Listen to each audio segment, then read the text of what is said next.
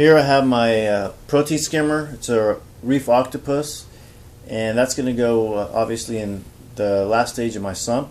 And I'm not actually doing a review on any of this stuff. I'm just showing you and giving you an idea of the things that you'll need when you start in this hobby.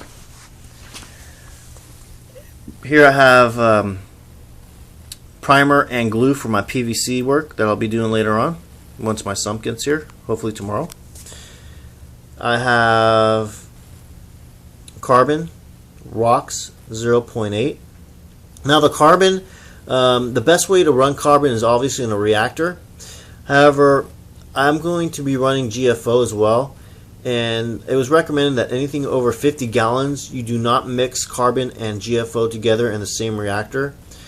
So they recommended that you put 2 reactors in there, one for the GFO, one for the carbon, or put carbon in a sock filter. To save room in my sump area, I decided to go with the sock filter, which is this right here, and we'll just see how that works out for the beginning stages. If I have to, then I'll get another reactor and run the carbon in that. Here's my GFO here. The GFO is going to control phosphate levels and thus control any algae blooms that may occur. And the GFO I'll be running in this reactor here, and this reactor will be powered by this MaxiJet 1200. The next thing I wanted to talk about is the hydrometers. This is the hydrometer that I originally purchased, and probably the most common hydrometer people purchase. The only problem with this is I was getting different readings every time I placed a hydrometer in my receptacle that has a fresh salt mix, and I don't want to be doing any guesswork and putting that kind of water in my display tank. So I went out and made a little investment and bought this refractometer. Paid about $60 for it from my local fish store. Pretty easy to use. I'm sure you've already seen these online if you've been doing any research at all. But you put some water in the prism right here in that blue area. You shut the cover. You aim it to a light source, and then you look through the scope, and it gives you an accurate reading of your salinity levels. Highly recommend that you go out and invest and purchase a refractometer versus using something like that. Power strips that I'll be using, initially I have a couple of these. They have timers on it.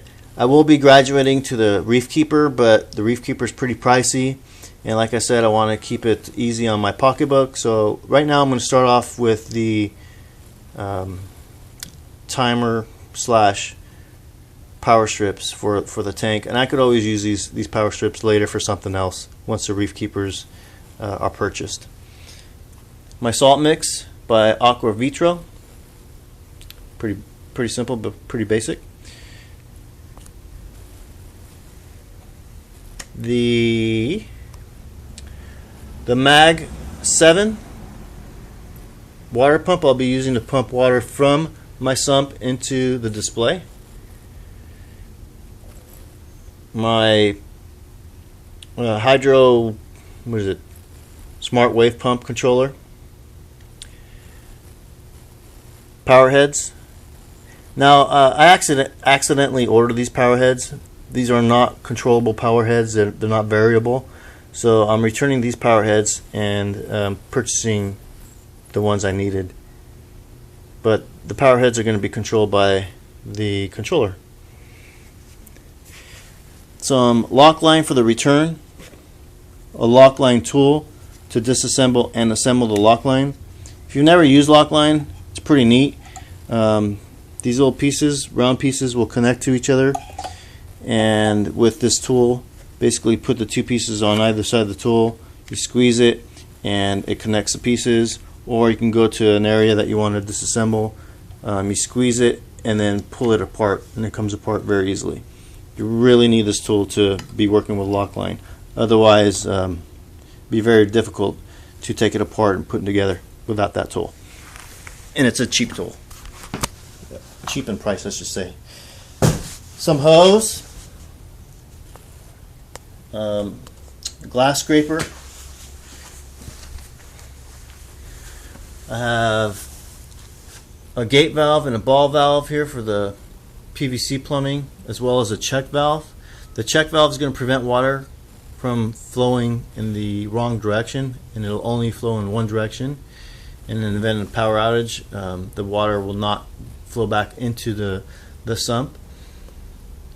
Ball valve to control the amount of water flow, and the gate valve to control the Herbie method style overflow that I'm going to be placing on my tank.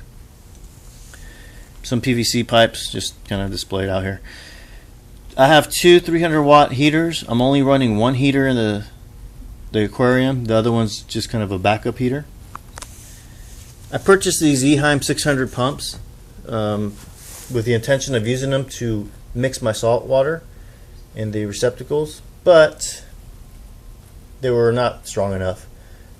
So I'm pulling them out of there, and I'm using real 2500 pumps to move the water instead. So I'll just keep these guys around in the event something pops up and I can use them.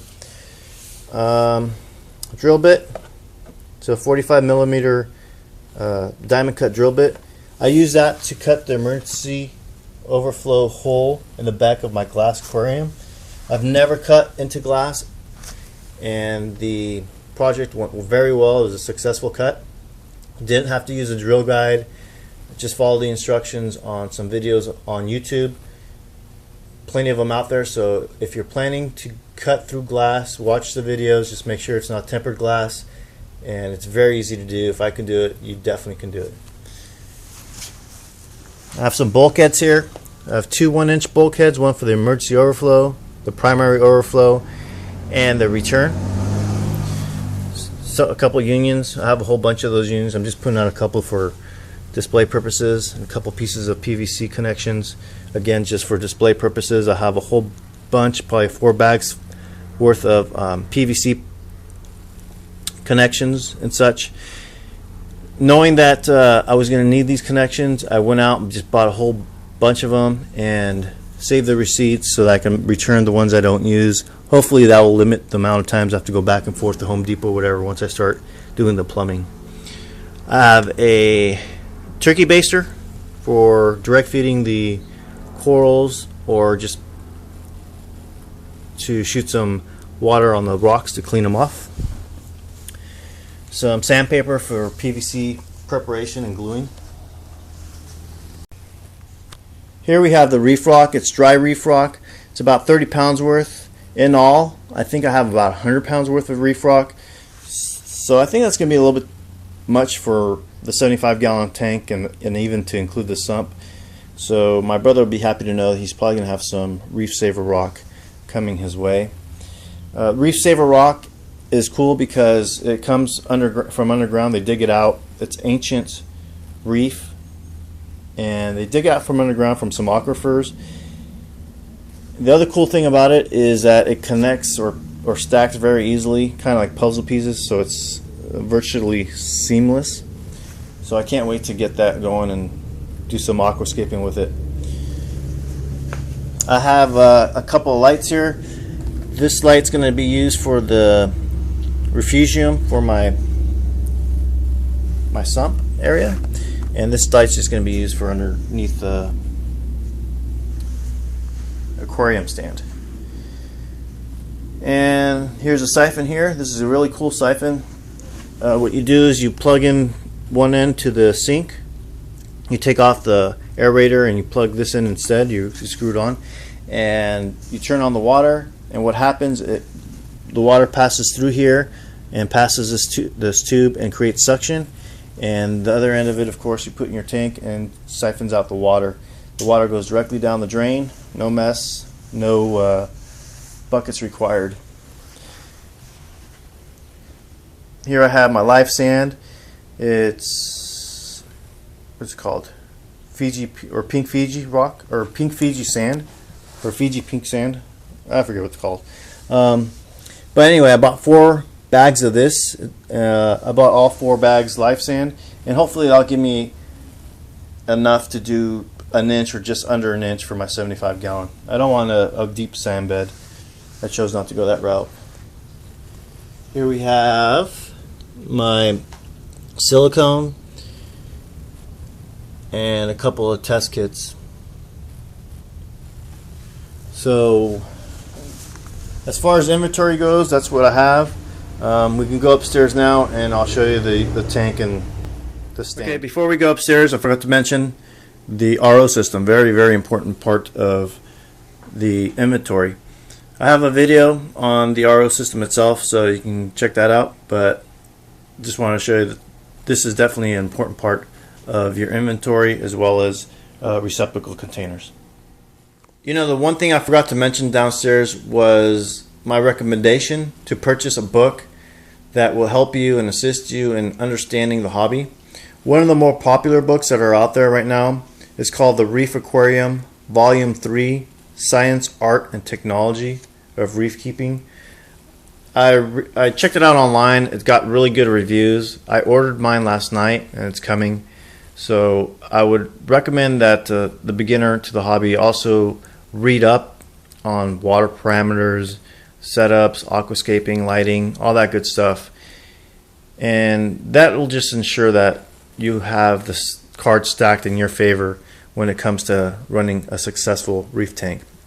So part of the inventory, of course, is going to include your display tank and a stand. My tank here has these glass covers.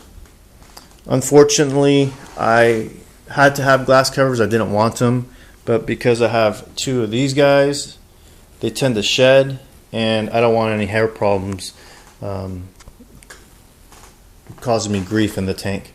So this is a 75-gallon Aquarium with a built-in aquarium. I'm sorry, a built-in overflow. So that pretty much wraps up the video. If you have any comments or suggestions, please let me know and write them at the bottom here. Otherwise, I hope that this video will help out the new person to the hobby have a better understanding of the inventory that he or she will need in order to start up a reef tank. Alright, well, thanks for watching.